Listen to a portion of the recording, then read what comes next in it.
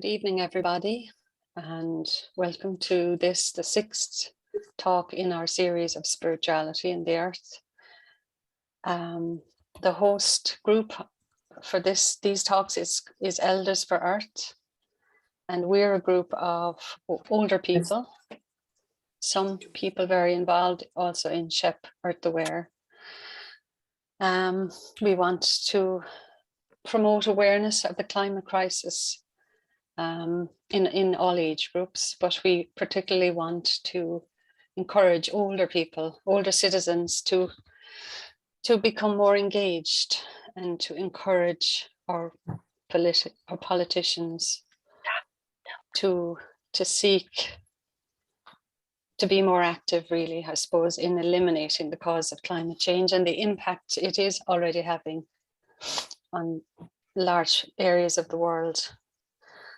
So, so this series of talks, we wanted to explore the area of spirituality and its connection to climate change and to the impact of climate change. And our speaker tonight is Sister Kathy Cunningham, a Mercy sister who's been very involved in this whole area for many years. So after she speaks in the last slide, you'll see the details for contacting our group, Elders for Earth, our email address. If people are interested in joining us, we would love to have more people involved. And I hope you enjoy tonight. And it will be moderated by Maureen Lancaster. After Kathy's contribution, there will be an opportunity for questions and comments. And this is being recorded. You probably saw that sign. So I'll hand you over now to Maureen, who will speak to us about Kathy. Thank you, Joan. It's my pleasure to introduce Sister Kathy Cunningham, who will share her experience of working to rewild and reclaim for Mother Nature a significant piece of farmland near Rosscarbery, which has become the Parkentubber Ecological Center. Kathy joined the Mercy Sisters community in 1957, and over the years she's taught in California Mercy School. She returned to Ireland and enrolled at UCC and continued teaching. Then she went to London, and then she came back and established a center in Kinvara. She's been busy. In 1997, the dream of Parkentubber began. She and Maria Hayes lived on the land for 20 plus years, rewilding the land to shepherd it to become the beautiful nature reserve it is today. I understand living on the land was not always easy and sometimes quite cold during the winter. Kathy and Maria introduced the work of Joanna Macy to SHEP participants. The workshop's called The Cry of the Earth. In these workshops, we learn to cry with the earth for the damage done and learn to have hope and to take action. Kathy and Maria acted on and shared part of the Mercy Sisters mission. I looked it up today, and ecological justice and the new spiritual context of cosmology, that we belong to an ever-evolving universe and are part of that evolution, is a part of their statements around eco-justice. Their work was a catalyst that grew to become SHEP Earth Aware and Elders for Earth. Kathy continues to serve on our advisory committee at SHEP, and we are deeply grateful for the sisters' continuing work and wonderful contribution to the work and mission of SHEP. And I am really grateful, for I found a community in which I can take refuge and feel supported in working for the earth. And initially, I found a community where I could cry about what was happening in my other home in Colorado because of climate change. With that, I turn it over to Kathy to tell her story at Parkentubber. Please feel free to put your questions and comments in the chat box. And after Kathy has shared with us, we'll address as many questions and comments as time allows. Just please keep your sound muted. And when we come to questions, I will invite you to unmute and ask your question. Or if you are shy, like some of us are, you can, if you prefer that I read your question, I'm more than happy to do it. Kathy, thank you. I know how much work you've put into this, and I'm just so delighted to be able to introduce you and welcome you to this series. Thank you. Thank you, Maureen. And good evening to everybody. And we have some slides to go with this talk. Páirc Uí Chabair came out of a love for our planet home and a concern for what John Feehan calls the diminishment of the rainbow of biodiversity that has characterized our planet for the last 65 million years. It was a response to the devastation of our planet with a primary focus on the protection of biodiversity and the well-being of the whole community of life. It was a growing awareness among sisters that we live as part of one evolutionary unfolding, a global event. The story of the universe was the context out of which this dream emerged, challenging and still challenging our theology and our ideas of God.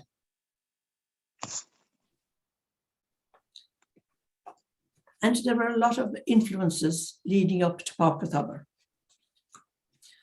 Already in 1996, sisters were attending courses around earth awareness. Other congregations of men and women were already on similar journeys, bringing huge support and inspiration with them.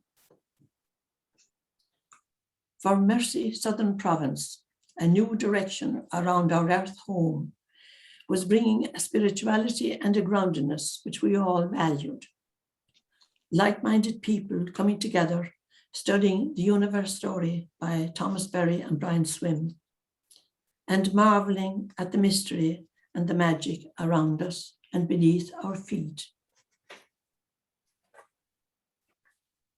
Maria had already opened up a John Moriarty reading group, a local man steeped in the earth and in mythology, who saw every bush as a burning bush and every river as a medicine river. Another highly influential figure in the life of Páirc Uí Chabair was an Irish woman, Anne Primavesi, who, with her husband Mark, visited a number of times, an eco-theologian, sharing her wisdom with many groups in many places. Anne's Gaian worldview, the sacredness and giftedness of the earth,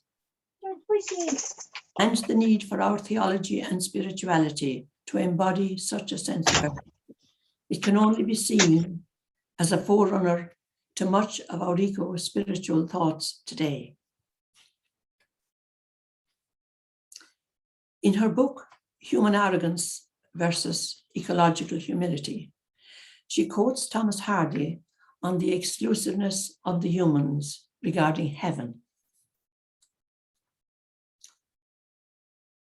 And someday hence towards paradise and all its blessed, if such there be. I will lift afar off eyes, though it contain no place for me. A staggering thought for many of us.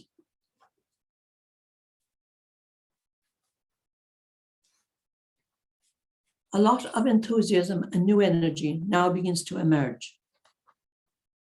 Glimmers of hope for our troubled planet, and conversations and yearnings giving rise to our leadership team, organizing events at home and further afield. They invited any sister interested to attend a course in Genesis Farm, New Jersey, which had been set up as an ecological center by the Dominican sister, Miriam Trace McGillis. 6 sisters availed of this opportunity, coming home full of inspiration and enthusiasm, and later becoming part of an ecology vision group. Kathy, can I just interrupt for a minute? I can just see the first slide, so I don't know if that's just me. Okay, that's okay. Or if everything is working okay on your end. Yes, It is. Okay, that's grand. Okay. Yes. Also established later in the province was a larger group of sisters who met once a month to explore the universe story. This group is still alive, by the way.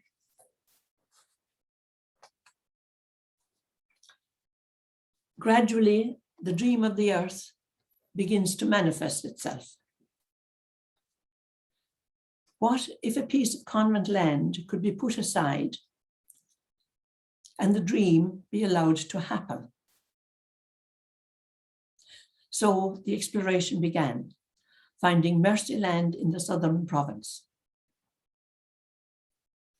It was a long journey, and after a 12-month search, it was finally decided on Rosscarbery, West Cork, where there was a 23-acre farm at the time leased to a local farmer.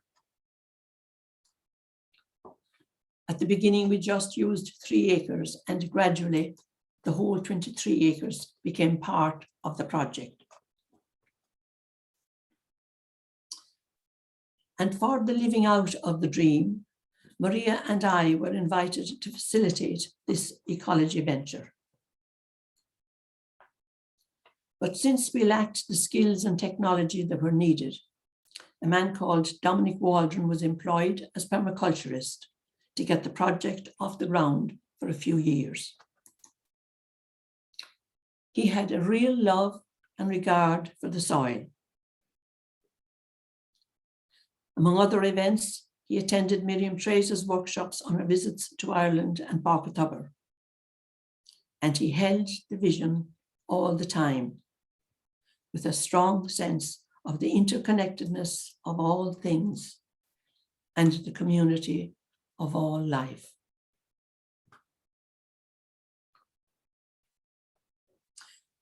A local team is now set up involving some business people, helping to discern what the vision was and what practical steps are needed now. Then there was the working team. The local FOSS scheme was crucial in the establishment of and in the ongoing running of Porcatubber. Also some locals and others, as well as some sisters working as volunteers with ourselves.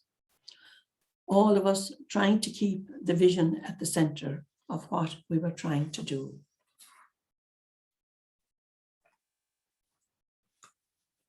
Our first task now is to find a name for the field. And Porcatubber was eventually decided on because of an old locally used well in the field, and some telling us it once was a Fulloch Fia, a place of celebration way back. A pond was later created near the actual site.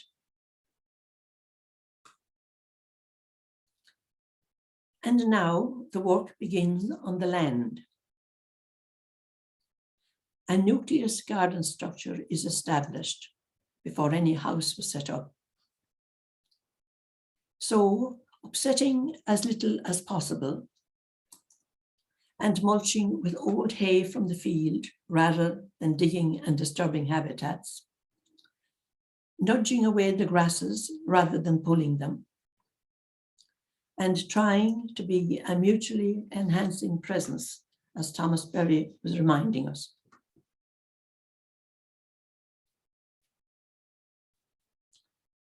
Now, vegetables and wild flowers are being planted.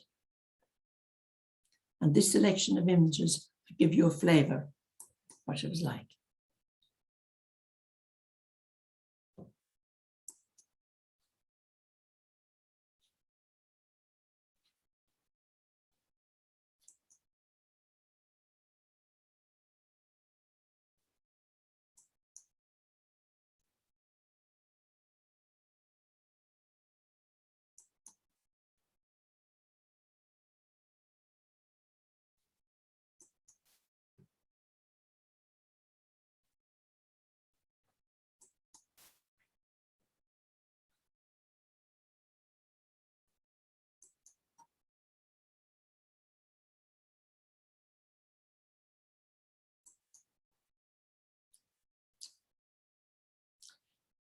Now, we did put in a roadway, which caused its own disturbances to what was there, but we thought perhaps this was compensated by putting in wildflower banks along the sides.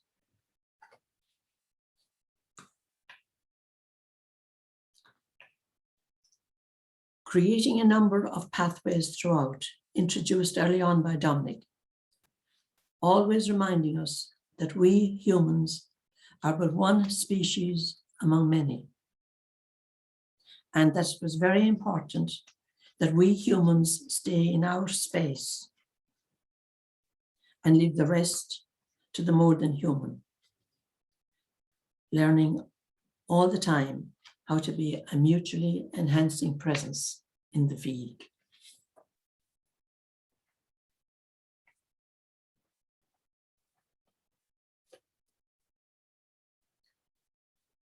A major part of our work was tree planting. Horse people, sisters, locals, friends, and children joining us on these happy occasions. About 1,000 trees a year were planted over a number of years, reaching 20,000 by the end of our time there. And in this slide, where there was a ditch once upon a time, before farmers were encouraged to move ditches and make it easier to use larger machinery.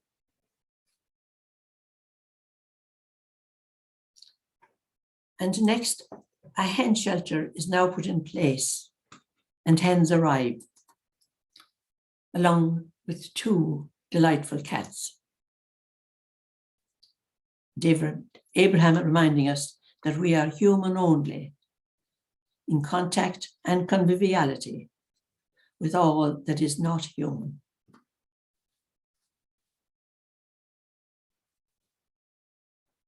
And to enable the propagation of seeds and the growing of indoor vegetables, a tunnel is soon erected.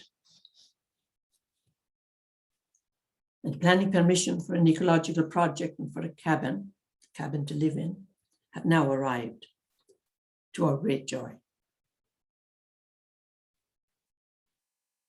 And in the meantime, we use a caravan for tea room and tool space.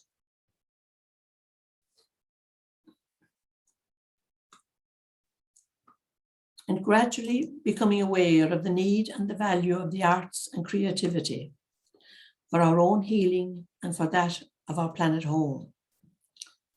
Ryan Swim suggesting that imagination was perhaps the most neglected and urgent ingredient for the healing of our planet.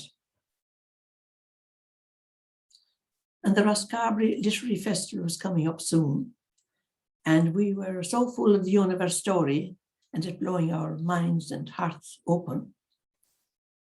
Our constant search being, how do we deepen our awareness of the wonders of Earth, and what can help us become a more benign presence to the land?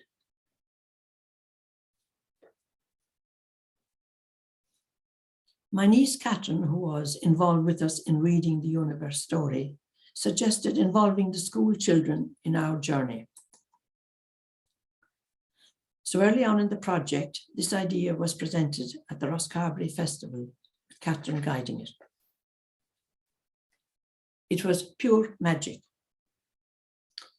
It was the universe story and the idea that the bacteria and viruses were the first living beings on Earth. This is what grabbed us. How could they have preceded us?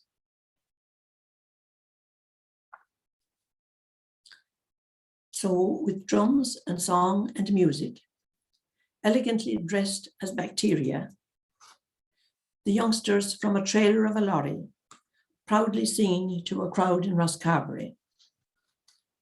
You out there, you've seen many a sight, but you've seen nothing at all. You haven't seen us because we are tiny and might. In fact, without us, you'd see nothing at all, for we were the first living beings of all.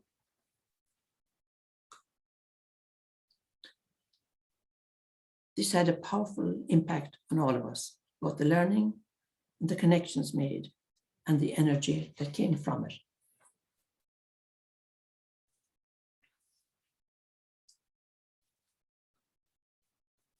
And this brings us to creating the mural. Thomas Berry's warning, if we fail to enter the celebration of the myriad creatures about us, then they will fail to produce their wonder, beauty, and intimacy.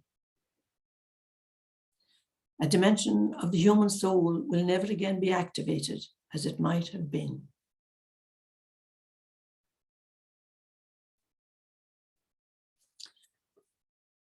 The grief around the loss of species and their habitats was poignantly marked by Spark Deely, who was with us on the journey. A lifetime earth lover and, among other things, an inspired artist. He created a mural beside the hall door entitled Endangered and Extinct Species, and painted with such love and amazement and transforming our whole entrance. Cards have been created since then with the mural image on them.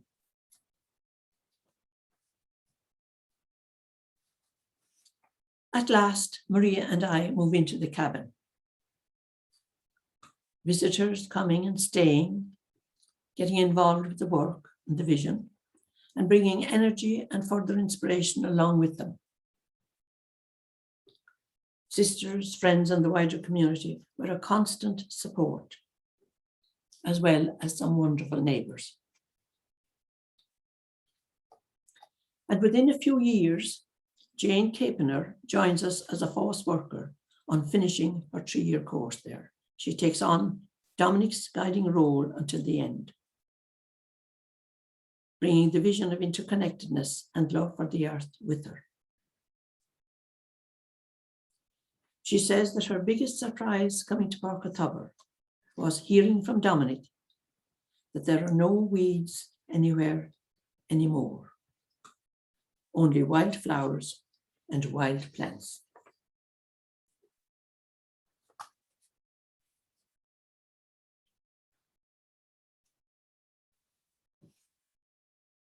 Something very precious to us all was the memorial grove. Trees planted and named for loved ones far and near. People are still visiting and planting there, and Paul Cullen's tree nursery adding to the ecology of the place. He's now caretaker in Porcatubber. Frequent visitors to the grove were the Roscarbery Active Retired Group, who presented the grove with a beautiful mosaic table, which they made from recycled materials. Seamus Heaney's line from Postscript painted around the edges, and catch the heart off guard.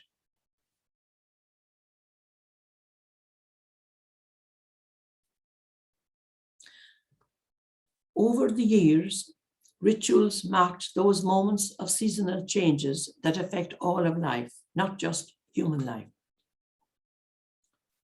The solstices and the equinoxes took place, attended and indeed created by people from different backgrounds and faith experiences, with a sense of spirituality that differed perhaps considerably, but all drawn together in this place out of a concern for our planet Earth and realizing that spirit and matter are one.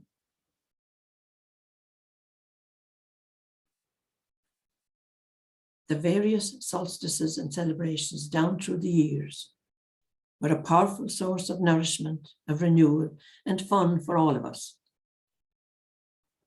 With reflection, music, and song, fun, food, and fire, these always being part of our celebrations.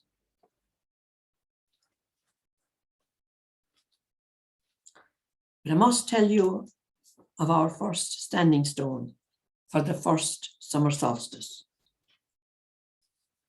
Maria was gifted with 3 large stones from Declan, our FOSS worker, from his neighbour's field. And after days and evenings and countless manoeuvres, to our astonishment, we found the stones eventually to be perfectly aligned for our summer and winter solstices. And now looking proudly across towards the Drumbeg stone circle.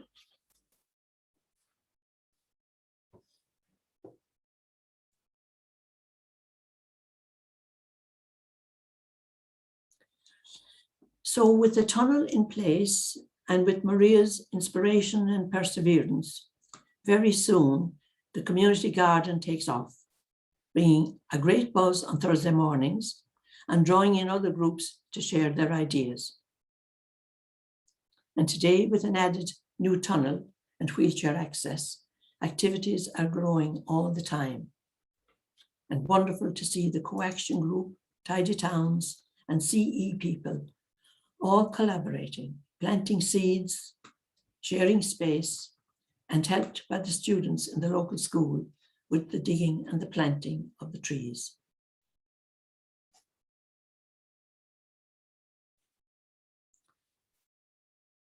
Then the establishment of the eco-congregation movement for greening churches, bringing with it more hope for our planet. And in Porkathabur, we're very grateful for the inspiration and support we received along the way from the Rosscarbery Eco members.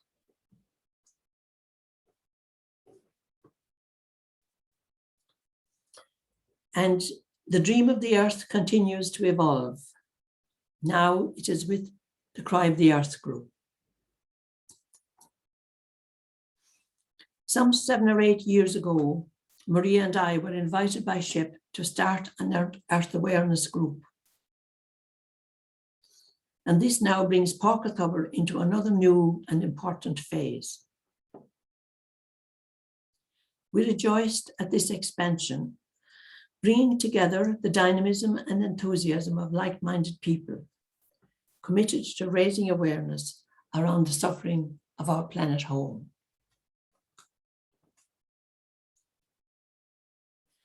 And this in time leads to a more official link between Porkathabur and SHEP, a collaboration that was marked by a wonderful celebration by all parties in Porkathabur,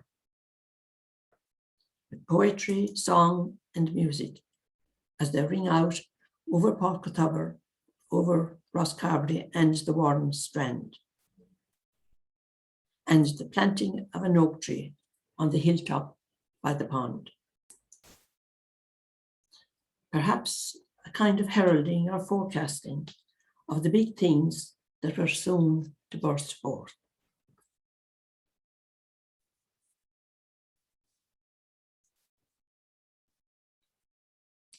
And now Mercy moves on. As the years pass, we begin to look at the future being in the hands of others than of the Mercy sisters, realizing that everything changes and evolves, but that is the way of the universe. And so, as a province, having searched and researched, we eventually realized that we could not do better than pass Porkathabur on into the hands of the Green Sod Land Trust. We all knew this was the best, the safest keeping for Porkathabur and the whole community of life there. The desire of all concerned being that the community of life remains at the centre.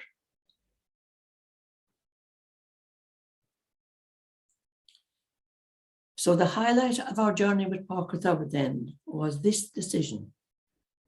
And we celebrated the passing on with great joy at a memorable ceremony in April 2018, bringing together local people, sisters, members of the various groups involved, and of course, members of the Green Sod Land Trust. Since then, we are still rejoicing at the continuous developments happening in Páirc.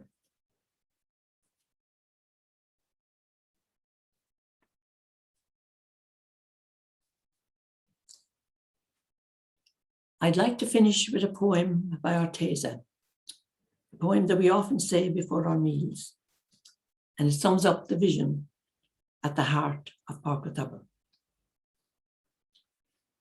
From air and soil, from bees and sun, from others' toil, our bread is won. So when we bite, the soil, the air, the bees and light are still all there. So we must think each day afresh how food and drink become our flesh. And then we'll see the air and sun, the earth and bee, and we, all one. Thank you.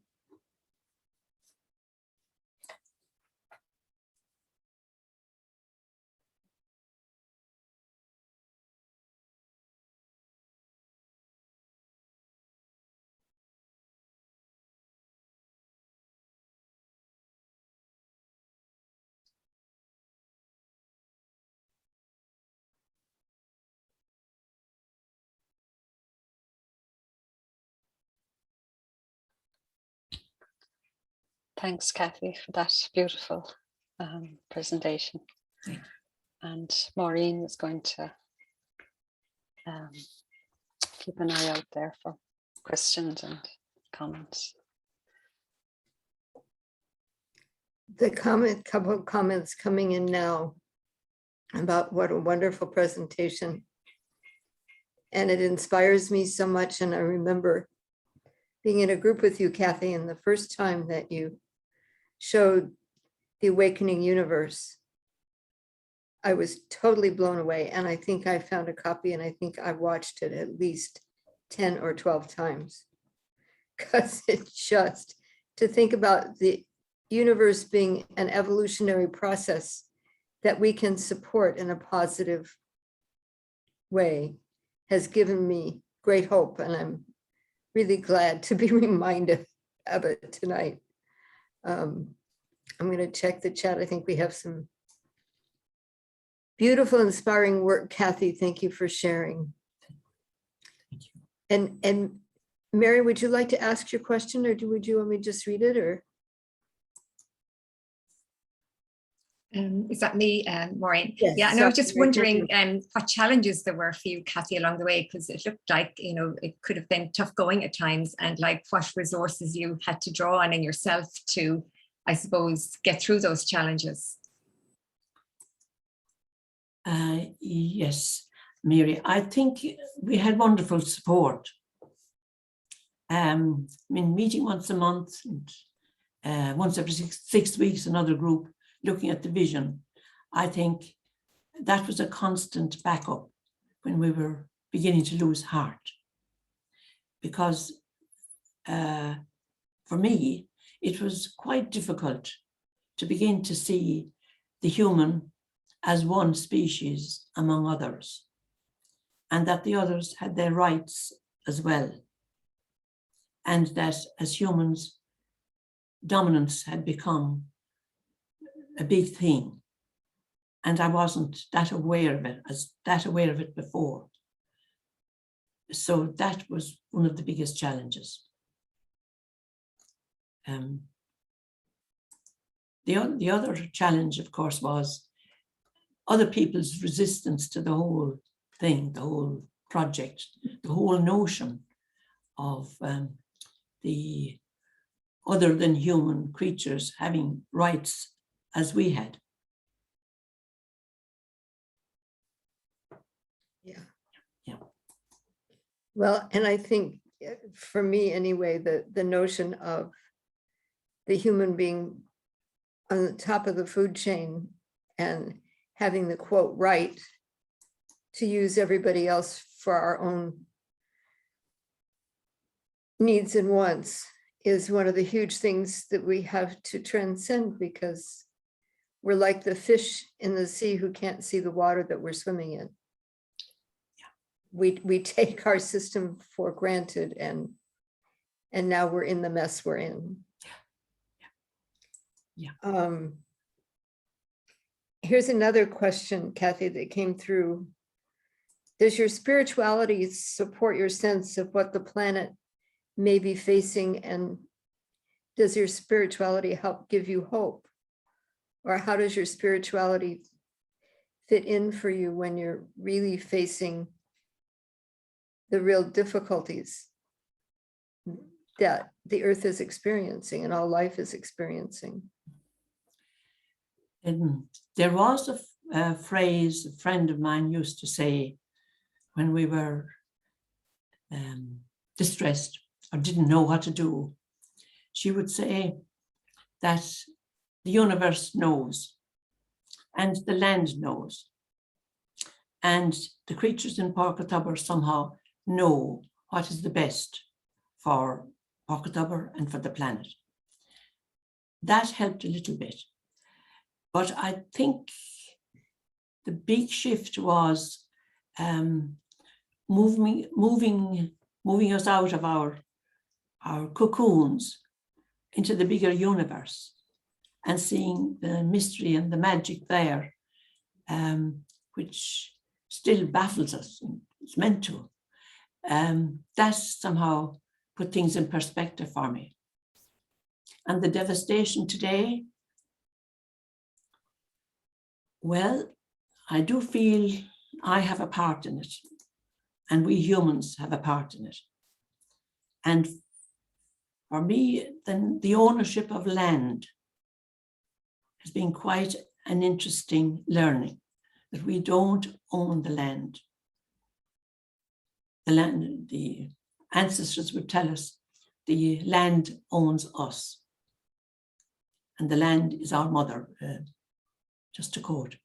So my spirituality has undergone and is still undergoing quite a change. And I'm very glad of that, a broadening, the mystery of it, not understanding so much. And it's quite humbling, which is good too. Thank you. Thank you.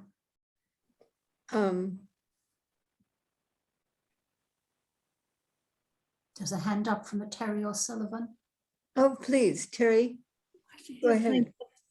Yeah, I was just unmuting, but I do have a question. Thank you. Kathy, I was just something you mentioned earlier with regard to what you just said was your challenge. You said our ideas of God were challenged. That was interesting, I thought. You mentioned it in the early part of your talk. You said, and it challenged her ideas of God, of what God is, who God is. That links in with what you said, but I wonder, can you add anything about that to it, or have you explained it pretty well already? But I just thought that sentence really jumped out for me. Okay. Yeah. Yes. I think myself that I should not use the word God at all. And there was a time when people didn't. I think it's too big. It's a mystery.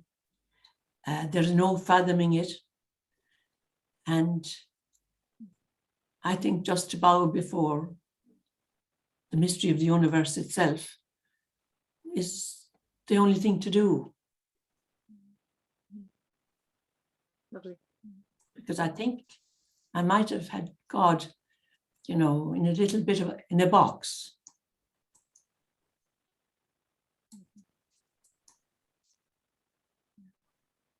Thank you. Yes. Yeah.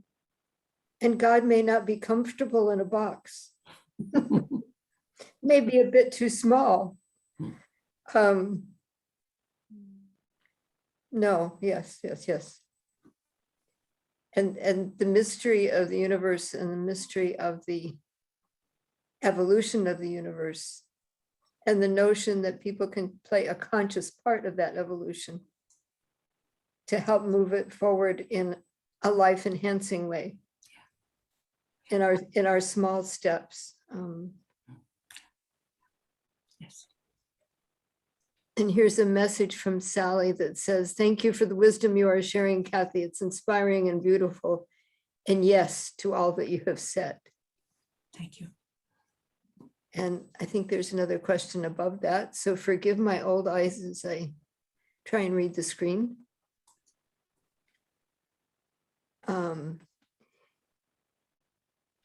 This is from Maureen on our steering committee, the other Maureen. Did you have a long-term vision from the start? That it was always going to be handed on, or was this a one step at a time adventure? I think when we were younger, we didn't have to consider the final step. But as we got older, Yes. we knew that, that it was the best thing to do, and that we would not be able to continue for too much longer. Yeah. So it wasn't in the plan from the beginning, because the plan wasn't clear in the beginning. It evolved as we went along.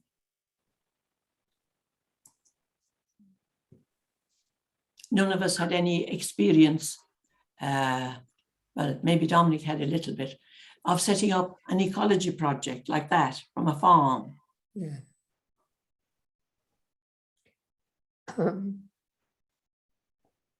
And most of these things grow organically. Yeah. So you're right, the Park and Tupper grew organically, literally and figuratively and spiritually. Yes. And I'm reminded of the Martin Luther King quote from the Pachamama Alliance. You don't have to see the whole staircase in order to take the first step. You can't see the top step from the bottom step, but you better take a step. Yes. Thank you. And Maureen, you were on screen a second ago and I jumped in and asked your question. Do you have some follow-up question or is comment? fine. That is fine. On another point, if there is room. Please Yes. go ahead. On another point, the connection between spirit and matter, Kathy. Do you think that like the energy that you were emanating when you were there, that was permeating into the environment, like the way the energy of the universe is one piece, as I understand it? Did you feel that your energy was permeating into Park and Tupper? Yes, but I do think spirituality really too. Yes. But I think for me, it was more important that the energy of the place and the creatures could seep into me and change me, because I needed to be converted much more. The land, the creatures there did not need conversion, but I certainly did and still do. So you didn't feel it was a two-way process? Oh, I think, yes, I do think everything affects everything else, no doubt. It is a two-way process. But we were getting much more from Park and Tupper than we could ever give to it. It's very humble. Yeah. Thank you. Could I add something to that? Yes, please. I'm just wondering, in terms of our culture, our culture, my culture, Judeo-Christian culture, has matter been denigrated? The body, our bodies, our physicality been denigrated to be, what's the word? I can't think of the word now, but being subjugated to the idea of spirit and the major split. And because our body has been denigrated, body of earth has also been denigrated. It's systemic. Our psyches have been hijacked by that system. Yes, and I think maybe COVID has teaching us something around that. And what do you think that is? And what do you think that teaching is? Or what's coming to mind? Well, I think the word dominance again is coming to my mind. We are not as intelligent or as smart as we thought. Yeah. And yeah, a superiority that we have been living out of. Exactly. Yeah. But I think that's a kind of a culture, you know, and our cultural evolution and our rising to the top of the pyramid, you know, and all of that that you referred to earlier. Yeah, it's been toppled. Well, and I would add maybe that some of it has to do with the notion of separation, that we are separate. If we are separate from the world around us, then it becomes an object and we can use it. But if we are not separate, if there's no separation, then if we mistreat the earth, we're mistreating ourselves.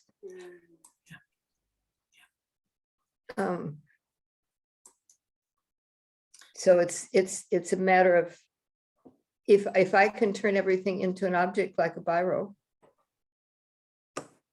I use the biro. But if it's an I-thou relationship, that's quite a different matter. Yes. And Thomas Berry tells us that to remember that the world is not a collection of objects to be exploited, but a communion of subjects to be communed with. Beautifully put. And that makes the difference. Beautifully put. Jean has a question here, and she says, congratulations to all involved. Thank you for creating such a wonderful place. And she wonders, is that you, Jean, there? Do you want to ask your question? We can unmute you. You're up there with your number. Mary, can you help us unmute? Thank you. I think can you hear me now? Unmute yourself, yeah. Perfect, thank you. Great. Can you hear me? Yes. Thank you. Thank you, Kathy, for a wonderful evening. And I'm ashamed to say I haven't heard of Park and Tubber until this evening's presentation. So I'm absolutely thrilled to hear about it, and congratulations to everyone involved. It's such a wonderful project to be part of, I'm sure. And what I'm wondering is it open for visitors now, or is it closed for the winter? No, it is open all the time. Good. Yeah, it might help if you wanted to give a ring before you go, just if you want to meet somebody there. Very good. But yes, Paul Cullen, who is the caretaker, he welcomes visitors. Great.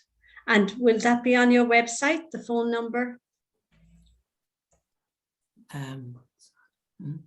I think it would probably be the Green Sod number might be the best to ring. Okay. Because he is now working for them. Okay. The Green Sod Land Trust. Green Sod Land Trust.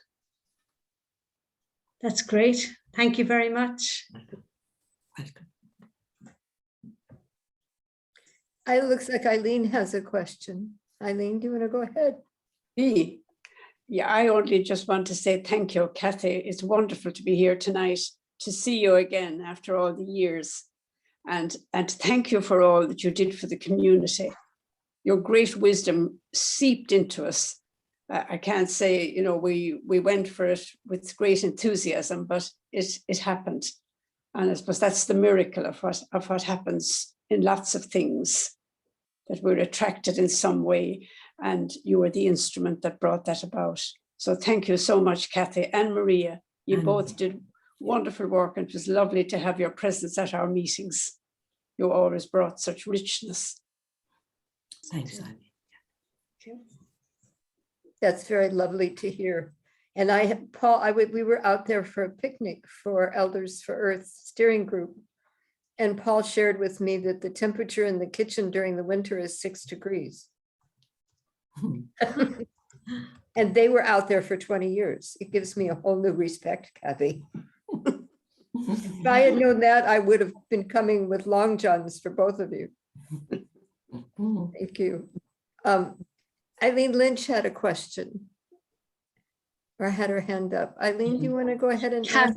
Kathy, I was thinking it must have taken great courage to leave the comfort of, you know, maybe institutional life to actually set out as a pioneer on this adventure.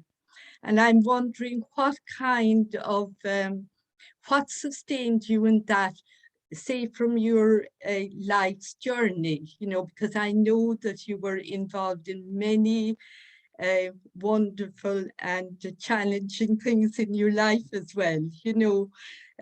So I'm wondering what in those settings that you were involved in previously were able to help you and sustain you in your journey here. Okay. You know. Eileen, I had questions back along my life. Am I in the right place? Am I doing the right thing? But this never happened in Páirc Tuba. I knew from the beginning that this was the place to be because our planet was in trouble. I knew I hadn't many skills, but I somehow felt, sure, there is no other place to be right now if your planet home is in trouble. So that was what kept me there. And then leaving and knowing that Greensod Land Trust were looking after everything. Very happy, yeah, very happy with that, because didn't have the energy anymore to continue, right? So thanks for the question, Eileen. Yeah. May I come in, Maureen? Please, please. Yeah, that 6 degrees has really fascinated and frozen me as I lie here in my bed. Maureen, sorry, Kathy, how did you keep warm in a 6-degree kitchen? What devices had you in place, apart from retiring to one's bed? Well, first of all, we weren't in the kitchen that often, right? All right, yeah. We were out quite a bit, and that was a help. I don't know. It didn't bother me too much, really. And I suppose the active life as well was part of coping with it. We did have a stove. We did have a stove in the big room eventually, and that brought quite a bit of heat. Yeah. So I don't think we were that badly off at all. Thank you very much. Would anybody like to comment on what's touched you this evening from Kathy's talk? In addition to questions, you're not limited to asking questions. Thank you. Maureen, there was a nice comment I thought from Donald Dorr. Please, I missed it. And I actually have lost it too. Does anyone, Donald, if you were here, like. Sorry. Donald, would you like to come on and share your comment?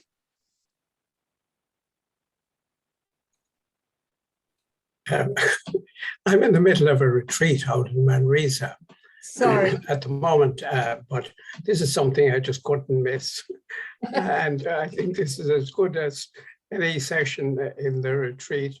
We're living near, just right beside St. Anne's Park, which is an amazing ecological area. I'm not sure what you wanted me to say. Is it to spell out what the little comment I wrote? I was just touched by the conjunction of two things. One is the groundedness with which you're speaking, and the whole emphasis on the ground, and knowing that humus is the same word as humble. And the way you're speaking about it, there's a lot of humility in it. It's not a kind of made up old style spiritual humility of the kind of thing that Mary Oliver would write about. You don't have to drag yourself along the ground. But on the other hand, it's a kind of a humble an awareness that we're just one of many, all that kind of stuff. Yeah. And while I'm on now, I might as well say that business about the question about matter and spirit, all that stuff. I mean, that's a Greek idea as far as I can see. It's not really a scriptural thing at all. So forget about it.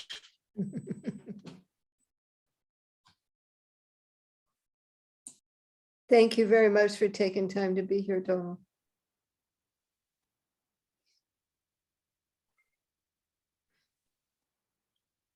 Would anybody else like to comment on what stands out for you this evening? Just a question, Maureen, if I may. Please, of course. Yeah, well, two things actually. One, just mentioning the green sod to let people know that the green sod accepts gifts of land, which they will hold untouched in perpetuity. And they have been bequeathed land in various parts of the country. So if anybody in the audience has access to patches of land, that's one good place to put it. But my question to Kathy, and again, not so much on the spirituality side as on the ecological, I'm wondering, I don't know enough about the ecology of County Cork. I'm wondering, as the green sod go into the future, if we have a future, what will the land look like in 50 or 100 or 500 years' time, if the earth survives the current crisis? Will it be trees? Will it be, have you any sense of where it's headed, as it were, now that it's being left alone? Well, yeah. There is part of it that's being left alone, 7 acres. It's left alone, I think maybe on purpose, just to leave wildlife have their run, have their say. That's part of it. But all the rest of it, most of it is under trees. So how the future will go, I don't know, but I think the green sod still want 7 acres to be left alone for the time being. And perhaps that's not a bad idea.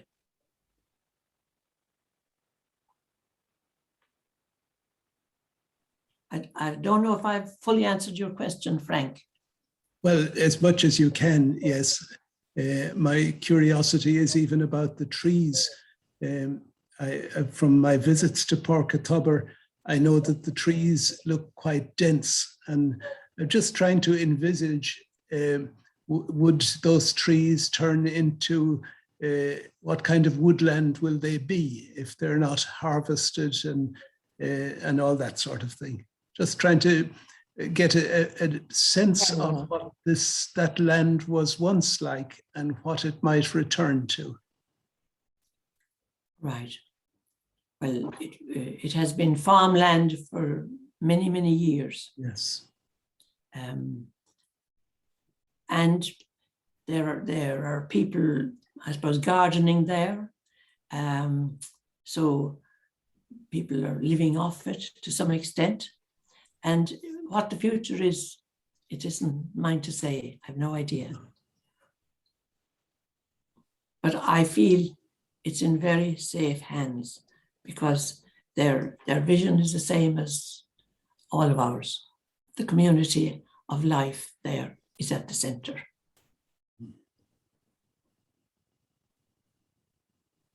We phone a lot to photograph it for Just you can get it at all. Kathy, just listening to you and absorbing what you were saying, and from my little few visits to Park and Tubber, but it was just just as I sit here, I'm thinking of you in a way. For me, you embody the God who cares, a God by any other name, whoever God is, whatever God is. But just tonight, yes, you embody the God who cares. Thank you. Thank you. Thanks for coming.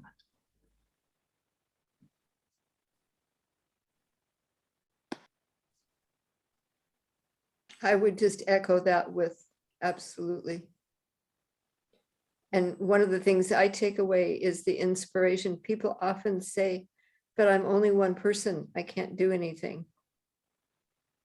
No, well, 1 + 1 = 2, + 2 = 4, and you keep going.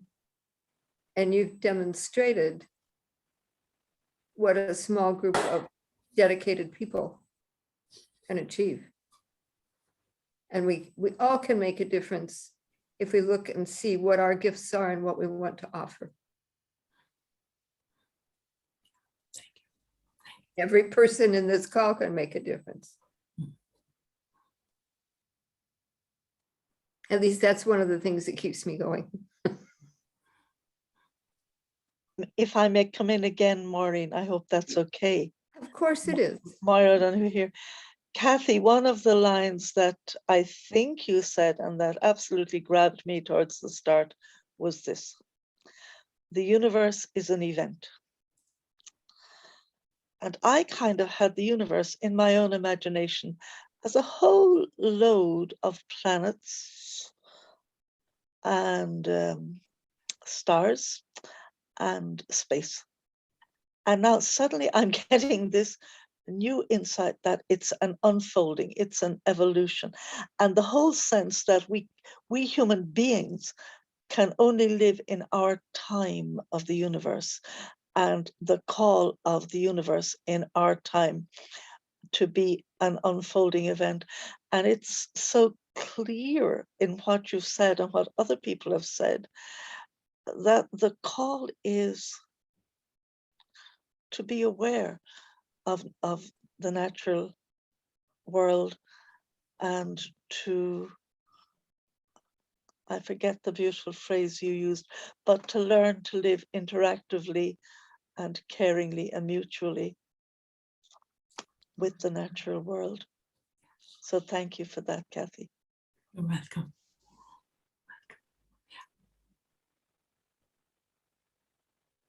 And I would just share more that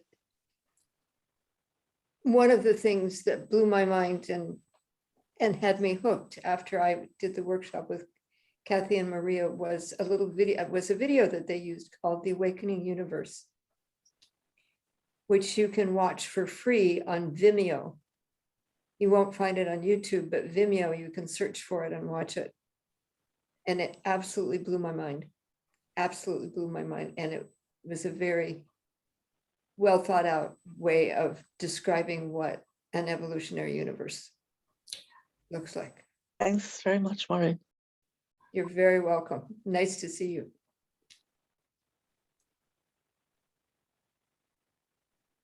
It's okay to come in and just ask one more thing? Of course, we're way, it's only a little after 8, so we have time. Please. Okay.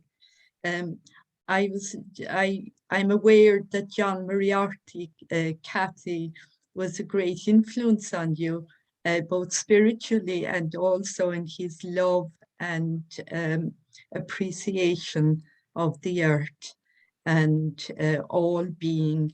And would you like to say something about that influence on you and how that has also shaped your vision, if it has, for Park October, when you were there? Well, I was hearing about him for a long time from Maria. And then a penny dropped, and she said she wanted to start a group. And I didn't know an awful lot about him at all. She did. She had read his books. I think it was the fact that he came from North Kerry. He was also steeped in the bog. He loved turf. For him, turf was going down in history into the earth. Turf was so old, etc. So I think he kind of talked our language in a way. He had the hill meadow, and he had, I think, the 10 or 12 cows that the father had. And there was a simplicity and a groundedness about him and his father and mother. He talks about his mother. He remembered an image. She's crossing the yard in the evening, and she has an apron on her. And in the apron, she has a wall of turf. And on top of the turf, she has 12 eggs. She's just picked up from the hens. And he talks about the magic and the history and the mystery of all of that. And I suppose a lot of us would have, similar experiences in farm life. So, yes, his piece about every bush is a burning bush. Every river, a medicine river. And his last part is, and every stone is an astonishment. An astonishment. And ordinary things like that, something like Patrick Kavanagh, which Donald would have done with us some time ago. And that, I found that very inspiring and very digestible. Although some of John's work is extremely difficult. But when it comes to country life, I get a lot of inspiration from him. Not sure if I've answered your question. Yes, you have, Kathy. Yes. Thank you. Yeah, you're an inspiration, Kathy. Absolutely. And I feel so moved by your presentation this evening. Thank you so much. Yes. Who knows what you have inspired here this evening with your talk. We'll have to see what pops up in the coming few years or months and we do have time if other people would like to offer comments or ask a question of Kathy. Just a comment really, just going back to that topic of care. I noticed earlier on in the presentation, there was an image of small trees that you had planted, and they had such a big area of mulch around them. And I just was really struck by the care of those small trees and how they had been put into the ground and the space between them and just all that kind of nourishment that you had applied as well. And I guess now I can kind of link that with what you were saying about, spirit and matter are one, and there's no separateness, that in a way, maybe we're kind of planting ourselves that, this is who we are. And, we're doing to the trees, if you like, what we're also doing to ourselves. Yeah, so this is my bit of sense making and also what struck me. Mm-hmm. Thank you, Mary. Can I just ask a quick question, please? Of course, we still have some time, please. The poem at the end, is it okay to use that publicly? The poem at the end that you say yourself, is that copyrighted, Kathy? Well, we have been using it all along. It's in Anne Primavesi's book. Forget which book it is, but it's already in print. Oh, right. So yeah. I didn't know that. Yeah. So I'm not sure really. I don't know enough about it. It's just one small way of spreading the word, maybe sometime to print it out. Yeah. Mm-hmm. Yeah. Well, I find it great because it brings me back to spirit and matter being one. It's to the And core of matter. appreciate it. Kathy and Maureen, was that the Grace poem? Yeah. Yes, yes. Yeah. Well, we could find the source and put it in one of our newsletters. I think you can actually get it in Google. Yep. Just say the name of the author again, please. Orteza, O-R-T-E-Z-A. Is it O-R-T? T-E-Z-A. Orteza. Thank you. Could I just say as well that I'm very well touched by your story, your personal journey, and with your journey of your spirituality and the evolution of your engagement with nature and the land, and how that went out into the wider community and involving the local people and the children and creativity. And it just was expanding out at all levels. Mm-hmm. And I'm very, also what caught my attention is about imagination. You referenced imagination, because I suppose we do need our imagination to dream the future into reality, which you have demonstrated, because you kind of lived the story of your life. You've lived into creating something very physical and inspirational for so many of us. So thank you very much. It's wonderful. Thank you. And Donald, your hand has been raised. Do you have a question? It's not a question, but just Kathy, your mention of Paddy Kavanagh just reminded me again of something that Paddy Kavanagh wrote more than 70 years ago, long before we were, so to speak, woken up a bit. And it's that the amazing thing about Kavanagh, I think, was that he seemed to have no problem linking the spirituality of the earth with the more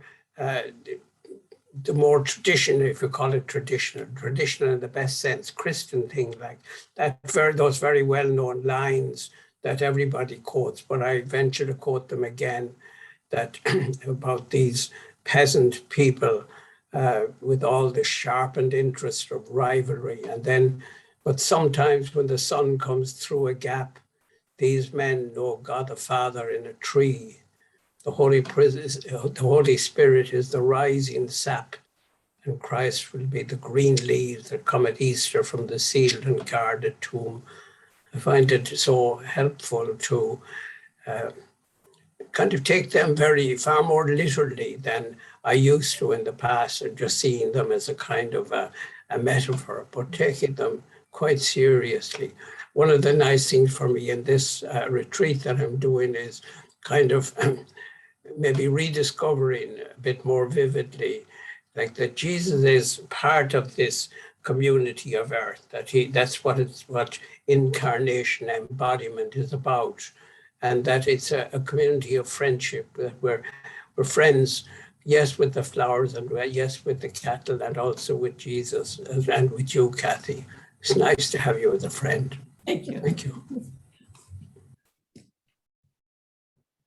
Hello.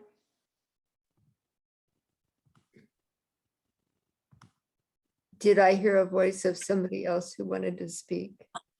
That's me, Amanda. Please go ahead, Amanda. Kathy, I'd just like to say thank you before my phone dies and I'm cut off. The words that are coming to mind are calm, caring, and wisdom. And you connected us with what you call the sacredness and giftedness of the earth. And I think if any of us could achieve a small fraction of what you've achieved so far, the world would be blessed and the world would be a better place for everybody. I'm inspired by you and I thank you very, very much. Thank you. Thank you, Amanda. Thank you.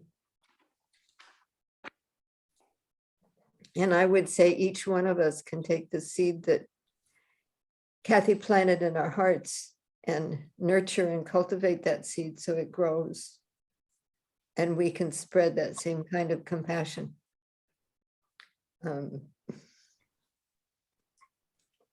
Thank you. Mary Mangan has her. Mary, please go ahead. Thanks, Maureen. Hi, Kathy, and hi, everyone. Kathy, I just want to say thank you for saying yes, because you helped the SHEP community to really, you know, through your workshops, to hear the cry of the earth. And that work is continuing, has continued with Frank and Eileen and a whole bunch of others through the different avenues, but also, you know, it has become more part of SHEP training work. And, you know, in the personal development year, that expanding awareness day. And though I wasn't part of a process, but I do know that as an organization, SHEP is, you know, looking much more at how it can be, and you know, really live out that being part of the earth, cherishing us, all of life that, you know, that you've talked about, us just as one part, but the organization is taking it on board. So I really want to thank you for, you know, your vision, for your inspiration, and for your saying yes to doing those workshops that sparked an awful lot. Thanks. And thank you, Mary, for having invited Marie and myself in the first day into SHEP. I mean, that started a whole new journey. So thank you. Great. Well done, Mary. Well, thank you all. And perhaps on those really positive notes, but we'll wait and see if anybody else has a comment they want to say, make. And just before we finish, Kathy, I heard the word hope a few times in your talk, and could you talk about hope? Because I don't feel hopeful. So, well, if it's about the planet, sometimes I'm in hope, and sometimes I'm not. And my honest answer is, I don't know.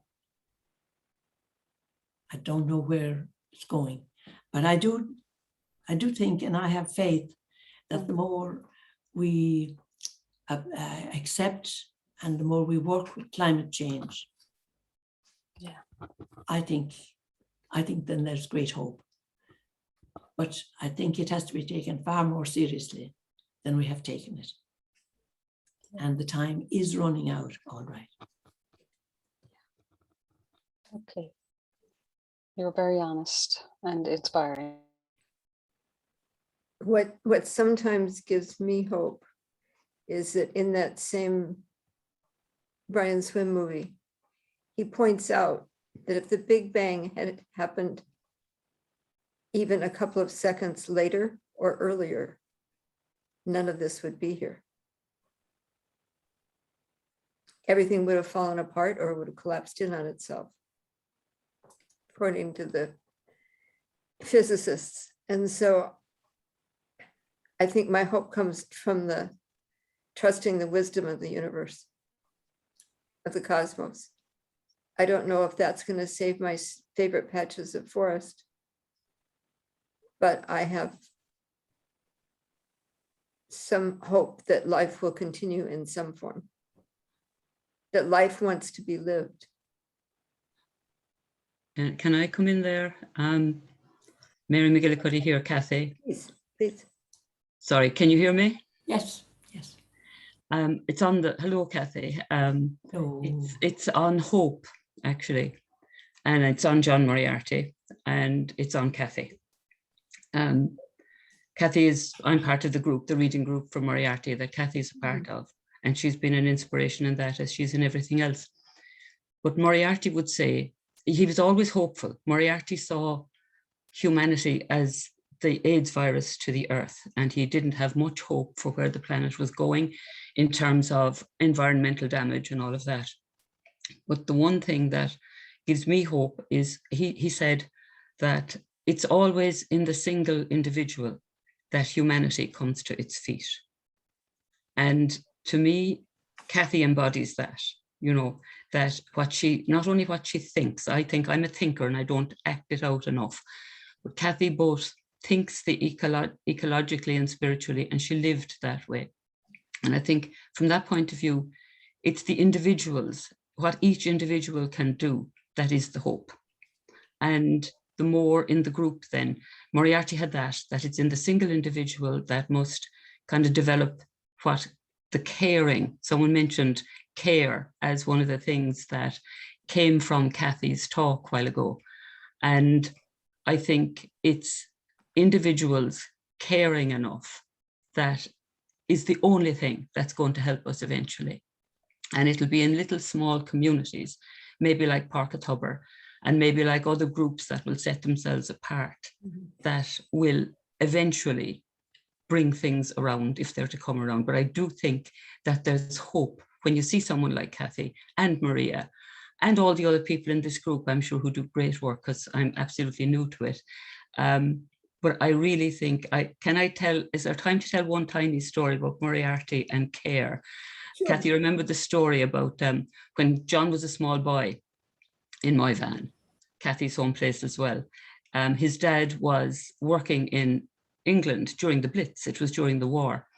And the postman called John one day and gave him a letter to take home. And John ran home all excited with the letter because the letter was kind of bulging. But in the letter, when his mother opened it, it was a nipple for the baby's bottle, because nothing like that could be got in Ireland at the time. And the baby was at home and Phyllis was in need of this. But what John uses that as is an image of his father was living through the Blitz, through the worst war that we've ever known. And that his care for his kind came home in this envelope, in this tiny, tiny gesture.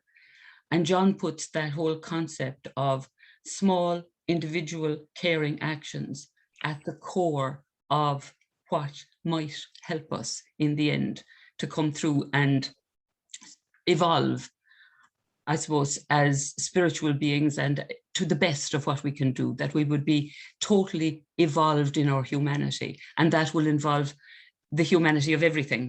Humanity is a word that we've narrowed far too much, and that it would bring all community of all life into that our care would evolve. And anyway, sorry for going on for so long, but that's what Kathy means for me. She embodies that kind of care, and she gives us that kind of inspiration. So, and Maria, I don't want Maria forgotten, and I keep saying just Kathy, but the two of them are inspirational for care and hope. Kathy, thank you.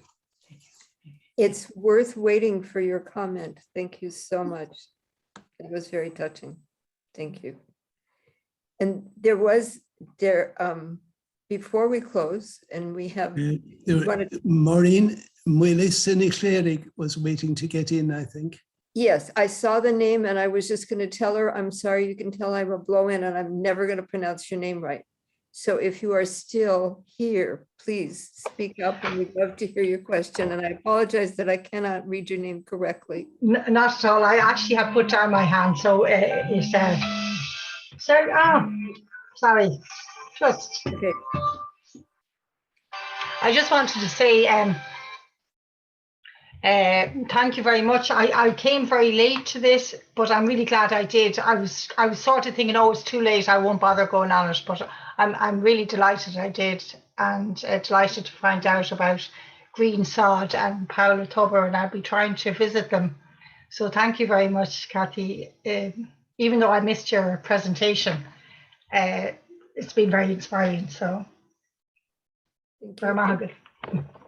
Just to let you know, it's being recorded. Oh, good. Yeah. It'll be posted on YouTube, and I think it's Elders for Earth channel, or is it Earth Aware channel? It's Earth Aware. The link will be sent out to everybody who has registered on Eventbrite. You'll be able to watch it. You'll be able to. That'll be great. I'm looking forward to it. Thank you. You're very welcome. And you reminded me of something that I wanted to share, but I can't think of what it was. So if it comes to me, Mariel may tell us about our next event come up and how to sign up. If you're not on the Elders for Earth email list, I promise we don't send lots and lots of emails. But you can sign up, and she'll give you the information. It'll be on a slide so that you can get notices of these events. And we would love to have any and all of you to join us. So I'm trying to find the slide for the next event. Just That's okay. Maybe that'll help me no, remember. just a second there now. Just see if I can work this. There was one small thing that I thought people would really like, and I can't. It just went out the other ear. I'll share it, Mary. I think, is this working for people? Yes. Okay, Yes. or if you'd like to maybe just read it off there, Maureen, just to say. Sure. This is our next event, which will be the third Wednesday. Are we doing December or is this January? December. December. Okay. Organic with the World. This is the spiritual principles for the third millennium, a Baha'i perspective. And we have a visual artist joining us, and her name is Carol Ann Floyd. So to keep maybe the third Wednesday in mind, and you'll get a notice for this. Thank you very much. And does somebody want to share or we would share when you send it out, Mary, the email address for SHEP, for the Elders for Earth, so people can get on the mailing list? So if I can't find it, perhaps Frank can find it a bit quicker. I will have I a should go. know it by heart, but I don't. I didn't have it open, so apologies. Yeah. You got it there, Frank? Yeah. There we go. There's the website, and the email is shepearthaware@gmail.com.